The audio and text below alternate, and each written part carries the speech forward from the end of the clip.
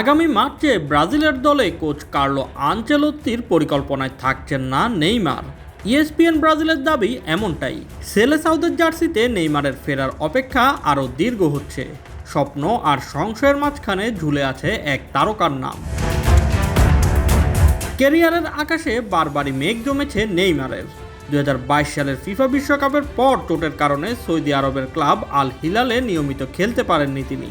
পুনর্বাসনের দীর্ঘ পথ পেরিয়ে ফিরে আসেন শৈশবের ক্লাব সান্তোসে, নতুন করে ছন্দ খুঁজে পাওয়ার প্রত্যাশায়। কিন্তু সেখানেও পিছু ছাড়েনি চোট। আবারও হয়েছে ফেরার লড়াই। মাঠে ফিরলেও সেরা ছন্দে নেই নেইমার। সামনে আবার বিশ্বমঞ্চ। যুক্তরাষ্ট্র, কানাডা ও মেক্সিকোর মাটিতে আসন্ন বিশ্বকাপ। হেক্সা মিশনে উন্মুখ ব্রাজিল, কিন্তু সেই অভিযানে নেইমারের জায়গা নিয়ে এখনো অনিশ্চয়তা কাটেনি। মার্চে ফ্রান্স ও ক্রোয়েশিয়ার বিপক্ষে প্রীতি ম্যাচের দলে কোচ কার্লো আনচেলোত্তির তাকে না রাখার খবর ভক্তদের মনে হতাশার ছায়া ফেলেছে।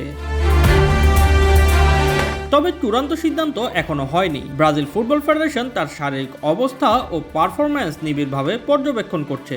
আনচেলোত্তির কোচিং স্টাফের মূল্যায়ন নেইমারের দলে মানিয়ে নেওয়া নিয়ে সন্দেহ নেই, তবে সবই নির্ভর করছে ফিটনেসের উপর।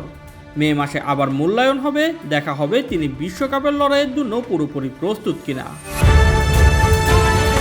34 বছর বয়সী নেইমার যদি শারীরিক ও দক্ষতায় ফিরে পান পুরনো দীপ্তি, তবে চতুর্থ বিশ্বকাপে দেখা যেতে পারে তাকে। অন্যথায় 2014, 2018 ও 2022 সালের পর বিশ্বমঞ্চ হয়তো থেকে যাবে তার নাগালের বাইরে।